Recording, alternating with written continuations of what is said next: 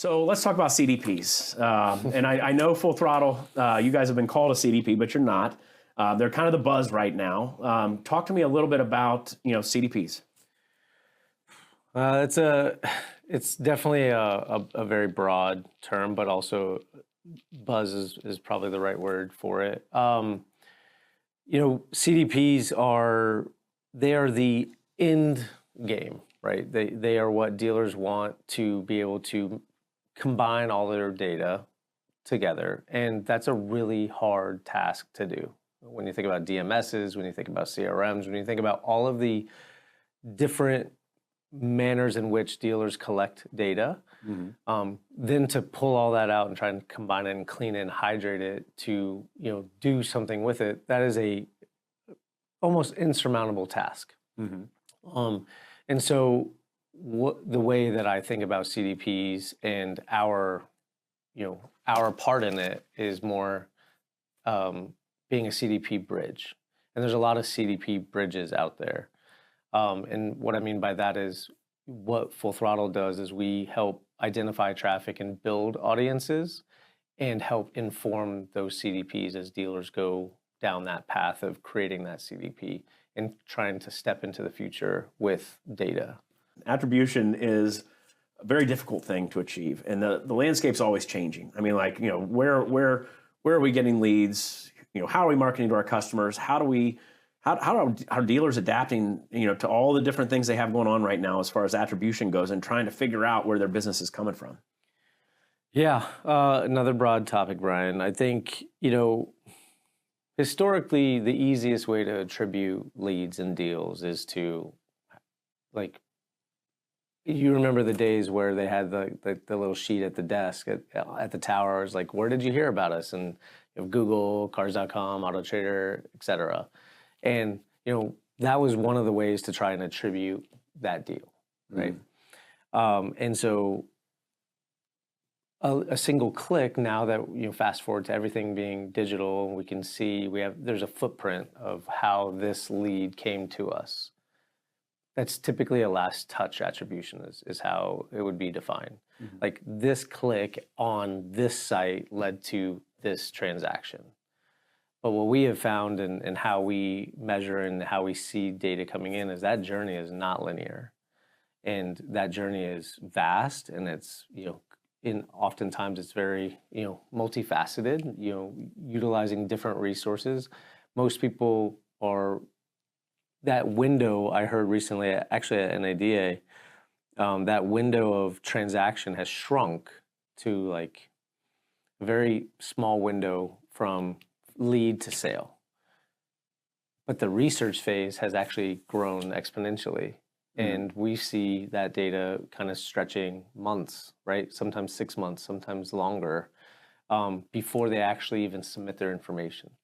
And so future state and attribution, it's really more about measuring your total ad spend and the outcome of all your sales and measuring that against your entire marketing mix. So you can ensure that you're not necessarily dismissing one of your vendor partners that may not have contributed to that click from how you see it, but was part of their journey. You mentioned a couple different customer journeys there. Like, what does a typical customer journey look like? I mean, there's so much data out there, and we see so many different journeys. I think it's really hard to define that, to be honest. I think, what I do see is two things. One, it's a lot longer than you think it is. And oftentimes with our dealer clients and agency clients alike that have dealers as customers, over and over again, I see that buying journey for 20 to 30% of their transactions month after month is well over 45 days. Like there's a lot of journeys that, there's a lot of people that are, 15, 20, 30, 40%, like varies depending on market, but they're going to transact in that first 20 days, right? Like they're in the market, they came to be in the market.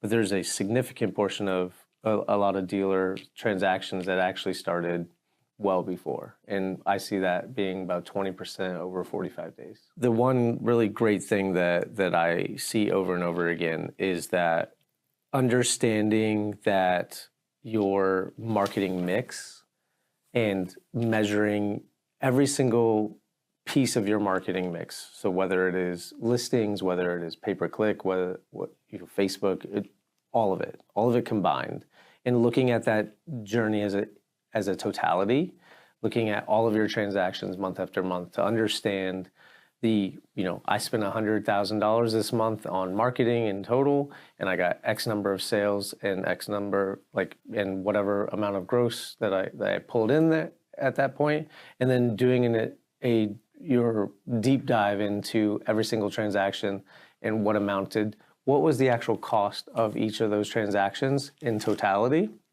and then kind of backing in and adding in and layering in the typical metrics that you would utilize, just straight up attribution, last click attribution, how many leads did I get from, vendor X, vendor Y, et cetera, and doing a little bit more due diligence there.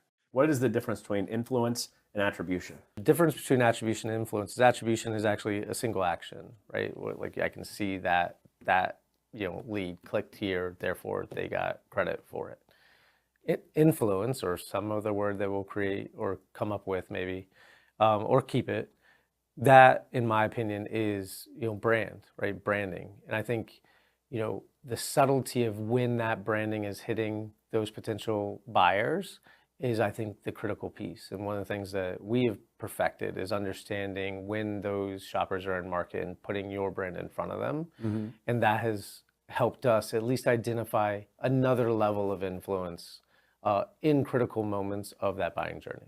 In the next 5 years, how are dealers going to handle attribution? What do you see coming? I think it's critical for dealers to add another layer to that measurement.